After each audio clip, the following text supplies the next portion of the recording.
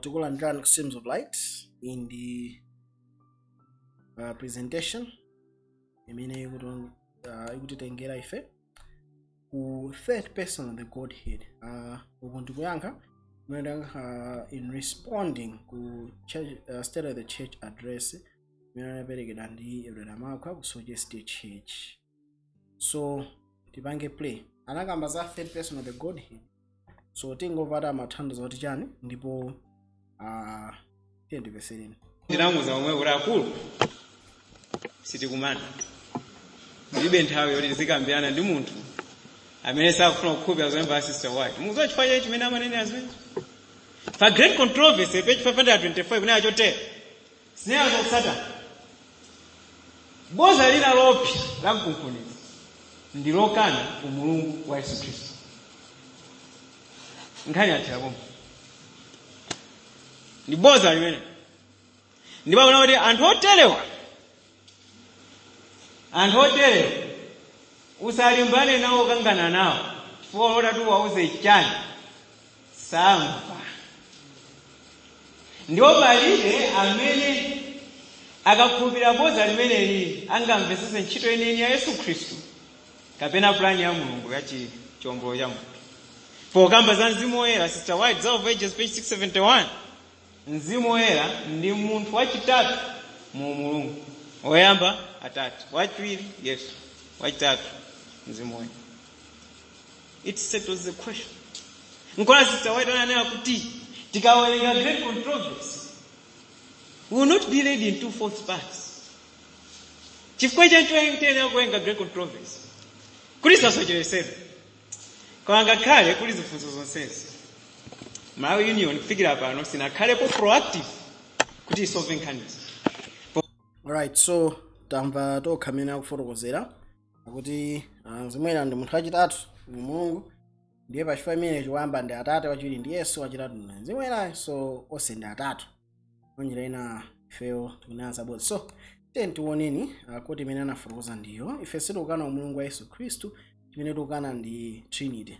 So kwa anthu ambiri tikangukana Trinity ndiye tikukana uMulungu wa Yesu Khristu. Ayi zona ife tikukana Trinity kuti Bible sitikuyipeza, tikuvomeza uMulungu wa ndani wa Yesu Khristu chifukwa ni mwana obadwa yekha Mulungu. So papa mafuna kuti tiwerenge koti anayankhulanso pena nsembe ya Yesu Khristu ikha yopanda ntchito would be of no avail, ikha yachabe mwina tingatero.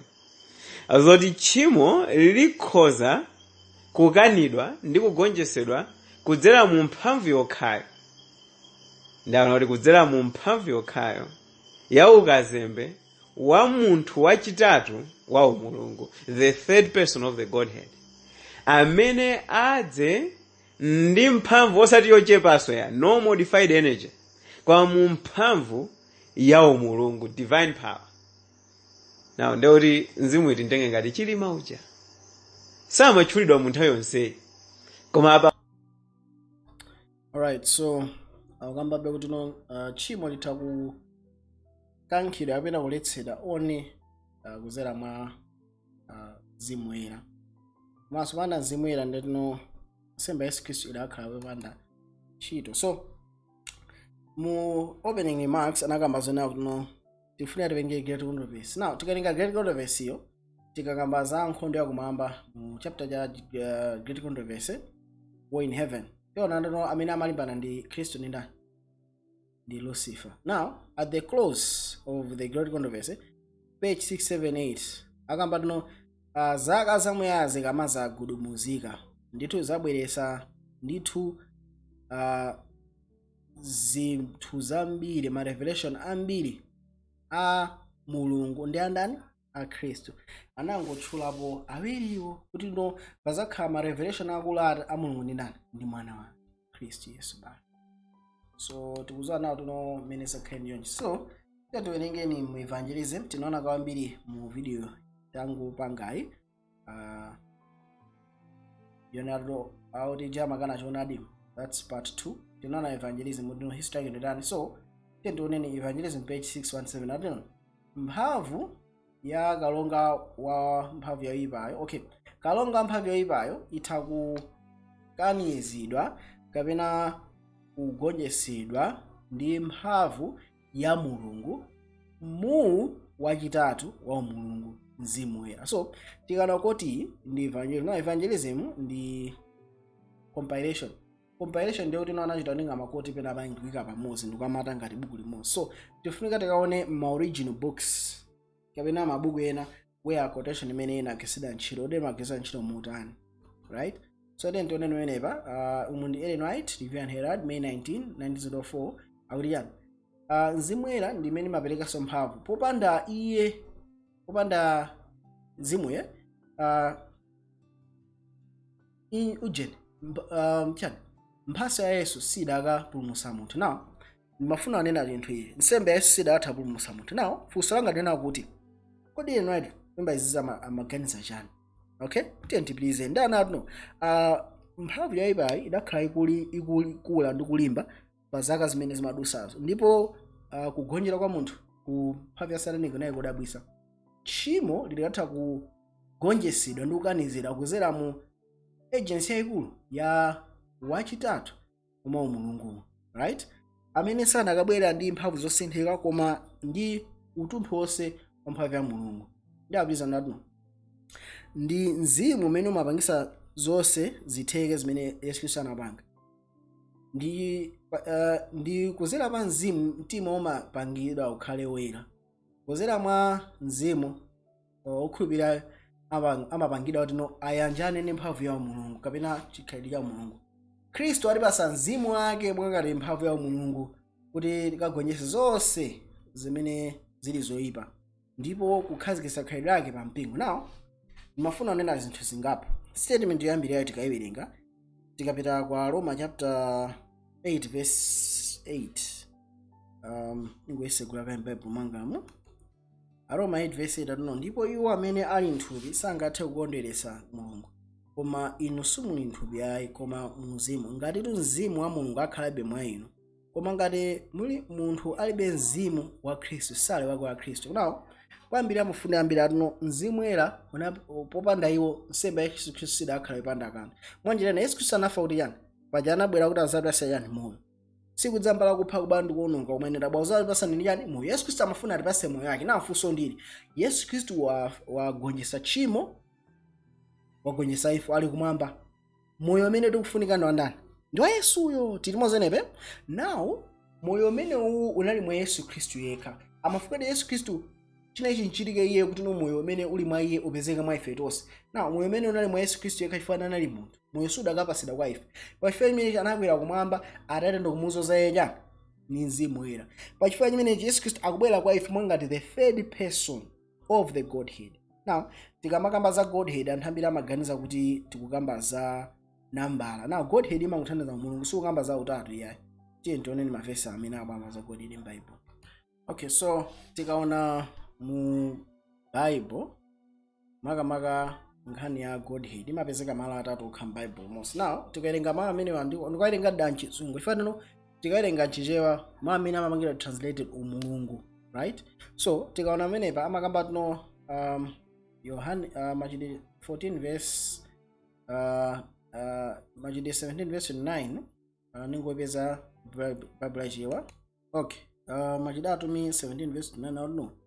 Popeza tsono tili mbadwa za Mulungu sitiyenera kulingalira kuti uMulungu uli wofanana ndi golide kapena siliva kapena mwala woloka ndi luso ndizo lingalira za anthu. So mauti Godhead amakuthandiza uMulungu apa chimozimozi. Mukana ma versions ena mauti Godhead amathandiza kuti no divinity, right? Then tioneni malo ena Roma chapter 1. Roma chapter 1 verse yake ya 20. Akuti jana Roma 1 verse yake ya 20 anena kuti pakuti chilengedwere dziko lapansi zaoneka bwino zosaoneka ndi mphamvu yake yosatha ndi uMulungu wake popeza zazindikirika ndi zinthu zolengedwa kuti iwo adzakhale opanda mawu ali kuwiringula. So mauti Godhead again akugwiritsidwa ntchito muchichewa kuti uMulungu, of which ndi agwiritsa ntchito bwinobwino Godhead simathandiza utatu. Now tikuwerenga malo omalizira Akolose chapter 2 verse 9 akuti chani manano pakuti mwa iye chikhalira chidzalo cha uMulungu mthupi, right? So tikaona muno bwino Machitidwe 17 verse 9 ikukamba za uMulungu, right? Aroma 1 verse 20 ikukamba kuyambira pa nthawi zokhazikika uMulungu wa Yesu Khristu, so uMulungu wa Atate waonekera. So tikukamba za uMulungu wa Atate waonekera. Akolose 2 verse 9 akamba koma mwa iye mukhala chidzalo chonse cha uMulungu mthupi. So tikamakamba za Yesu Khristu analidi ndi uMulungu wonse. He possessed the Godhead, right? So funso limaonda ufunsira ndino kodi mu Mulungu alimu angati? Iyayi. Mu Mulungu alimu angati? No. Nkhani nena kuti no. Ali ndi uMulungu ndi angati? Atate ali ndi uMulungu, Yesu ali ndi uMulungu. And tikamakamba zina tuno Atate akumuzoza Yesu Khristu ndi mzimu wawo. Tiona tuno mzimu means it's a divine spirit. I have a human spirit. Atate ndi ineni ni mzimu wa munthu, right? Atate ndi mzimu wa Mulungu. So pamene akuzoza Yesu Khristu atagonyesa tchimo pa dziko lapansi, akwera kumwamba akumuzoza Yesu Khristu ndi mzimu wa Mulungu. Chidya chani Yesu Khristu akutisanulira ife ulemerero umenewu. Nikona zikutchedwa tuno third person. Tikamaka za person tukamba za yani za personality. Personality traits zili ngati kukondwa, kusekerera, kulusa, kukwiya, kusanga. So tikamakamba za the third person tukamba za third person, tukamba za mzimwera. Tikamba ndi mzimwera ndi munthu tikugwirizana nawo, right? Mzimwera ndi munthu komano ndi Yesu Khristu mene akupezekera pena paliponse, right? The Holy Spirit is the person of Christ found everywhere. Nikona uchida no the third person of the Godhead, not in the Godhead, pali kusiyana, right? So tikamakamba za the third person of the Godhead ndi chani Khristu apereka yani mzimu wake, right? So tonana tuno moyo wa Yesu Khristu umene umapulumutsa unali mwa iye khali pa dziko lapansi. Popanda kuti adakhalisana kwere kumwamba kuti azozedwe ndi mzimu woyera. Chidachitika njani? Moyo unakhala mwandani mwa iye khaso amafunika azozedwe kenako atisanule ife mzimu wake. Pamene atisanula mzimu wake chichitika njani? Chichitika nchonera kuti no ifeyo tikukhalano ndi mphamvu ya chipulumutso, tikukhalano ndi mphamvu yoti itha kugonjetsa tchimo. Ife tuno Yesu ndi amene anagonjetsa. So tinawerenga Roma chapter 8 verse 9.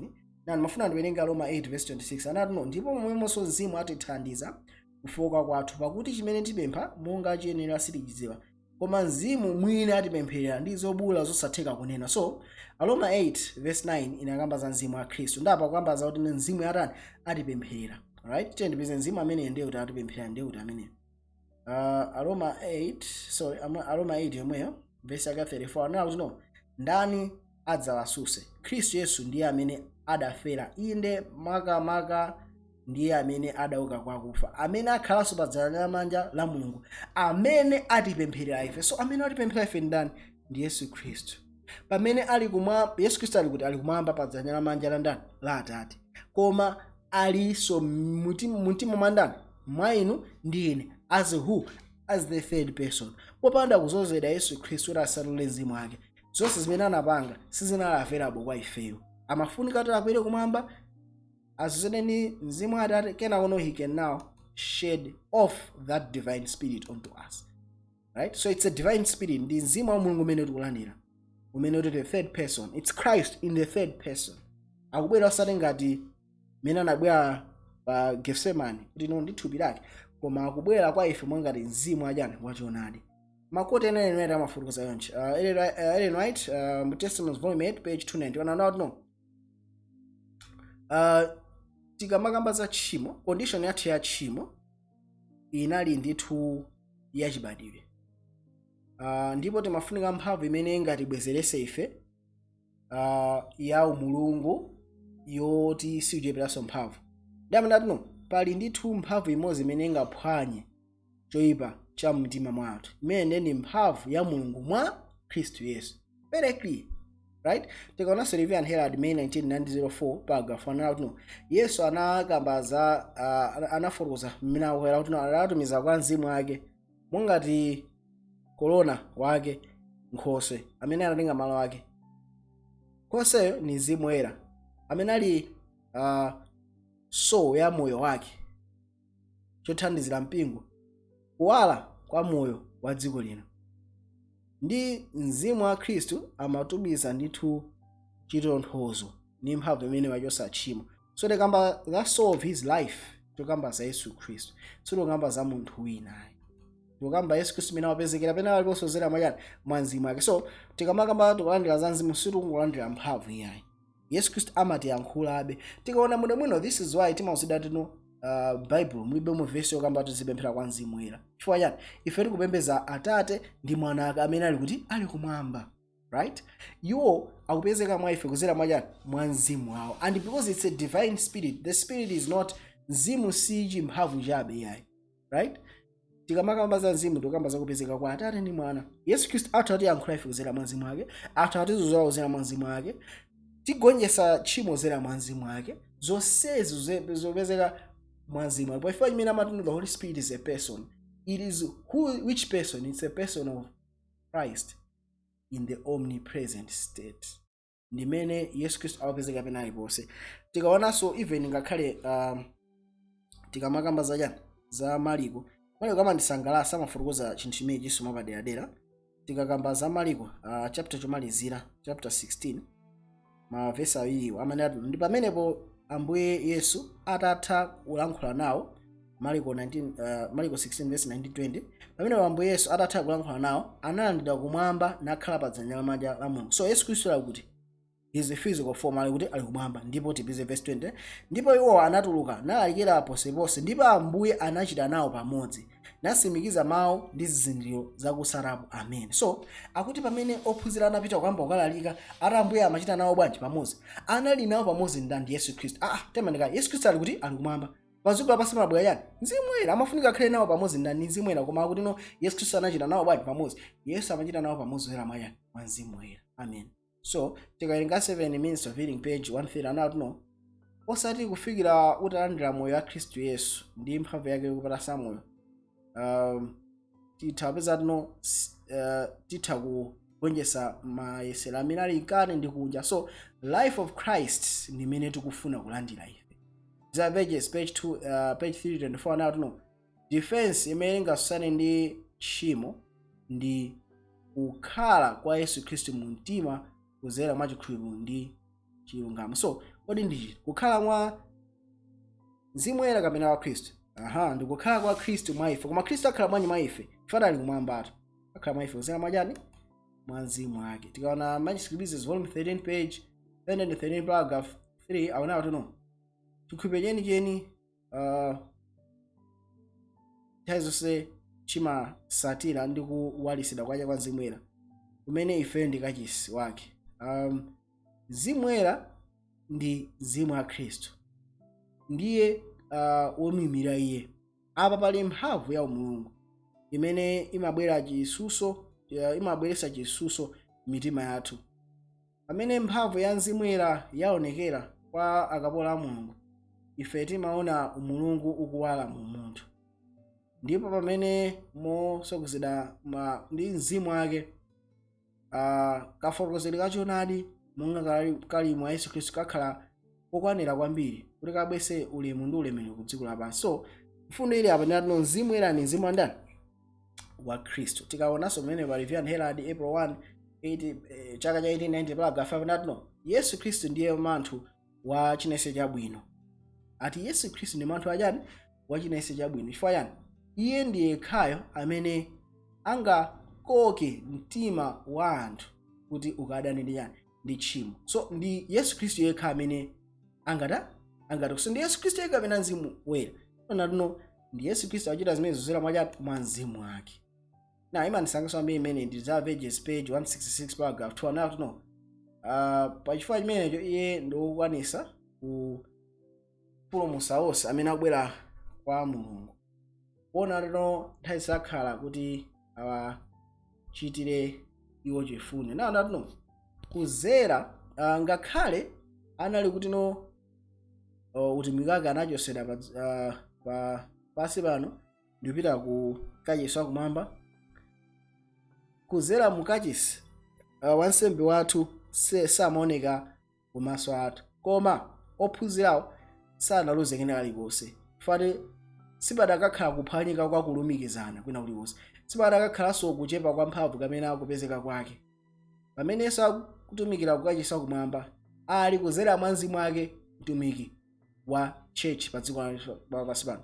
Ngakhale sakuoneka ndi diso, lonjezano lake limene analikana nafe lilipo lokwaniritsidwa. Taonani ndili ndinu nthawi zonse, inde angakhale kufika mathero a dziko lino. Mateyu 28:20.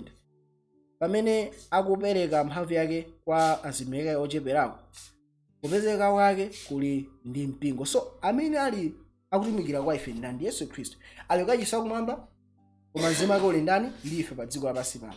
So ndiza pages page 671 paragraph 2 no pofotokoza kwa ophunzira ake office work ya mzimu woyera. So tikamaka za mzimu woyera ndi office work, right, ya Yesuyo ndi office ya Yesu Khristu, office work ya Yesu Khristu. So no Yesu anafuna kuti awasimikize iwo ndi chimwemwe ndi mtendere chimene chinazalaso moyo wake. Anasankha kuti no pazakhala ndithu ku chinthu chachikulu chimene adachipereke kwa mpingo wake. Nakambano mzimu woyera anali mphatso yayikulu kwambiri imene adakatha kupempha kwa Atate kuti akweze anthu ake. Mzimu woyera umafunika uperekedwe monga ngati chimene chingaperekese moyo, chimene popanda icho nsembe ya Yesu Khristu idakakhala yopanda ntchito. Mwanjirena nsembe ya Yesu Khristu ikhala yopanda ntchito ifana moyo umene anakhala Yesu Khristu umafunika kupulumutsa ife. Tikaona pa Heberi, tione pa Heberi chapter 10. Now tikaona pa Heberi chapter 10 tibaona so chinthu china chosangalatsa. Heberi chapter 10 verse 4 amanena pakuti sizikutheka kuti mwazi wa ng'ombe zamphongo ndi mbuzi ukachotse machimo. So mwazi wa ng'ombe tikamaka za mwazi Genesis 9 verse 1 to 4, mwazi umayimirira chani? Mwazi umayimirira moyo. So tingowerenga verse iyo tingochosa mwazi likapo moyo. Pakuti sizikutheka kuti moyo wa ng'ombe zamphongo ndi mbuzi ukachotse chimo. Chimene timafunika ndi chani? Ndi moyo. Mwa ichi polowa mdziko lapansi anena nsembe ndi chopereka simunazifuna koma thupi mwanandikonzera ine. So Yesu Khristu amabwera atazatipulumutsa inu ndi ine, right? Wagonjetsa tchimo, wakonzesa moyo woyera, moyo umene sunachimweko, moyo umene uli mwandani? Mwa yekha.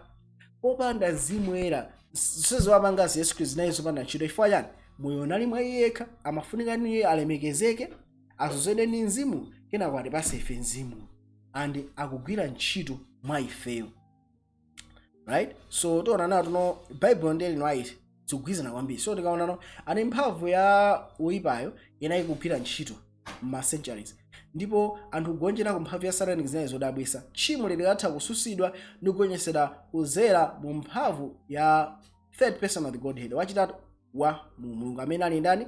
Yesu Khristu, kuzera mwa mzimu wake. Ndeti kapitiza musimo anawo kuti no Christ tikupeza yonepo Yesu Khristu wapereka mzimu wake ngati mphamvu ya uMulungu kuti ikagonjetse zonse zoyipa ndipo takasindikize khalidwe lake pa mpingo wake. So Khristu amene apereka chani? Mzimu wake, right? So nkhani ili clear, right? So tikatenga mzimu wachinenero ndi kufotokozera kuzera mwa mzimu wachinenero, chilese chimamveka osati masewera asakunamizeni. Mwina pa mapetopa ningokuonesanso nujeni channel yathuyi pepani nimabwerabwera komano tikaona bwinobwino ngati mufuna verses za Ellen White ni nkhani ya one true God. Jesus in Christ was life original, underived and borrowed. Ili pamenepo 1b, right? Ellen White ndi utatu wa Mulungu nafotokoza heaven trio, part 2 nafotokoza heaven dignitaries. The Holy Spirit has a personality, right? The Holy Spirit is a divine person, right? The third person, right? Ndi uMulungu, right? Mzimu wa uMulungu unasika ngati nkhunda pa ujeni, yeah? So nafotokoza chinenso chokhudzana naye akula kunsaunamizeni mutha kuonera ndi kumvetsa chenene chimene iliyonera mathandauza. Zili pa website pathu, mutha kupita pa video kapena mungopita ku playlist mukafufuze Ellen White ndi Trinity. mukaona zonsezi muzimvesesa kwambiri. Andi ndi zimene takhala tikauza anthu nakuti ngati tifuna timvesese mzimu wachinenero tizitha kuwerenga koti iyo ndiyopanga kumpera ndi makoti ena. Makoti onse pa nkhaniyo tikati third person tiyenditekeni makoti onse okamba za third person teke pamodzi tione, right? So ndi chimene ine ndimapempha kuti makosana tiye ndipangeni study chonchi. So ndikuthokoza kwambiri munatenga nthawi yanu kuti mumvesere. Please share video iyi, like it, kugaso kwa ena kuti nawonso akadalisidwe. Mulungu akudaliseni. Amen.